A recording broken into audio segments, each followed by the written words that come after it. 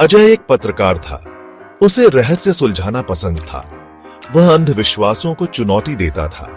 एक दिन उसने शैतानी हवेली के बारे में सुना। यह हवेली शहर के बाहर थी। लोगों ने कहा कि यह हवेली भूतिया है। अजय को यह बात बकवास लगी। उसने फैसला किया कि वह इस हवेली का रहस्य सुलझेगा। रात का समय था। हवा तेज चल रही थी। अजय हवेली के गेट पर पहुंचा। गेट पुराना और जंग लगा हुआ था। उसने गेट खोला और अंदर चला गया। हवेली अंधेरे में डूबी हुई थी। एक अजीब सी खामोशी थी। अजय को लगा जैसे कोई उसे देख रहा है। अजय ने अपना टॉर्च जलाया। उसने हवेली के अंदर झांका। धूल और मकड़ियों के जाले हर जगह थे। फर्श पर टूटी हुई तस्वीरें और फर्नीचर बिखरा पड़ा था। हवा से खिड़कियां खटखटा रही थीं। अजय ने अपने कदम आगे बढ़ाए। उसे एक अजीब सी गंध आई। यह सड़ी हुई लकड़ी और बंद कमरे की गंध थी। अजय एक कमरे में दाखिल हुआ। कमरा खाली था, लेकिन दीवार पर खून से कुछ लिखा हुआ था। अजय ने करीब जाकर देखा। लिखा था, यहां से चले जाओ। अजय डर गया था, लेकिन उसने हिम्मत नहीं हारी। वह हवेली की छत पर गया। छत पर एक पुराना लकड़ी का बक्सा रखा था। बक्सा जंजीरों से बंद था। अजय ने बक्से को खोलने की कोशिश की। अचानक उसे पीछे से एक आवाज सुनाई दी। तुम यहां क्या कर रहे हो? अजय ने पलट कर देखा। एक बूढ़ा आदमी वहां खड़ा था।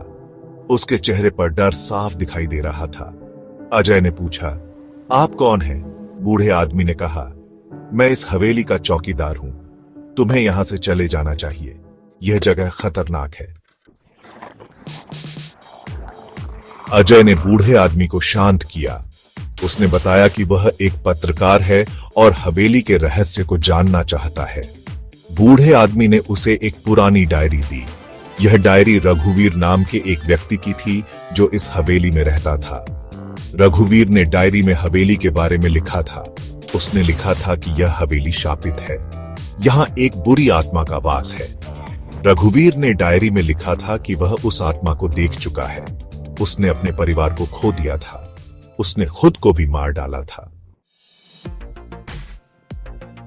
सेक्शन 5। भूतिया साया। अजय ने डायरी पढ़ना जारी रखा। रघुवीर ने लिखा था कि आत्मा एक औरत की है। वह सफेद साड़ी पहनती है और उसके पैर उल्टे होते हैं। अजय को रघुवीर की बातें अंधविश्वास लगी, लेकिन तभी उसे खुद कुछ अजीब लगा। उसे लगा जैसे कोई उसे घूर रहा है। उसने पीछे मुड़कर देखा। कोई नहीं था, लेकिन उसे अपनी पीठ पर एक ठंडक महसूस हुई, जैसे किसी ने उसे छू लिया हो। सेक्शन 6। फुसफुसाहट। अचानक हवा तेज हो गई। खिड़कियां जोर जोर से खटखटाने लगी। अजय को फुसफुसाहट सुनाई देने लगी। उसे लगा जैसे कोई उसका नाम पुकार रहा है। उसने टॉर्च इधर उधर घुमाया, लेकिन उसे कुछ दिखाई नहीं दिया। फिर उसे याद आया, रघुवीर ने अपनी डायरी में लिखा था कि आत्मा अंधेरे से डरती है। अजय ने जल्दी से टॉर्च जमीन पर गिरा दिया। टॉर्च बुझ गई। अंधेरा छा गया। फुसफुसाहट बंद हो गई। सेक्शन 7। भागने की कोशिश। अजय अंधेरे में भटकने लगा। उसे बाहर निकलने का रास्ता नहीं मिल रहा था। उसे अपनी जान खतरे में लग रही थी। उसे एहसास हुआ कि उसे यहां से जाना चाहिए। तभी उसे एक आवाज सुनाई दी, तुम यहां से नहीं जा सकते। आवाज उसके कान के पास थी, ठंडी और भयानक। अजय ने चीखते हुए भागना शुरू कर दिया, लेकिन हवेली का हर दरवाजा बंद था।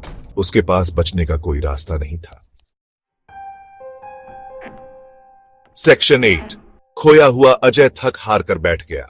उसे समझ नहीं आ रहा था कि क्या करे। वह हवेली में फंस गया था। उसकी सांसें तेज हो रही थीं। उसे अपनी आंखों के सामने अंधेरा छाता दिखाई दे रहा था। फिर सब शांत हो गया। अजय को कुछ समझ नहीं आया। वह उठा और इधर उधर देखा। हवेली गायब थी। वह एक घने जंगल में था। अजय खो गया था। सेक्शन 9। चेतावनी। अजय को उस रात के बाद से कभी नहीं देखा गया। कुछ लोगों का कहना है कि वह हवेली की आत्मा का शिकार हो गया। कुछ का कहना है कि वह जंगल में खो गया। लेकिन सच्चाई क्या है, यह कोई नहीं जानता। शैतानी हवेली का रहस्य अभी भी अनसुलझा है, लेकिन यह घटना एक चेतावनी है। एक चेतावनी उन लोगों के लिए जो अंधेरे से खिलवाड़ करते हैं, क्योंकि कुछ रहस्य हमेशा रहस्य ही रहने चाहिए।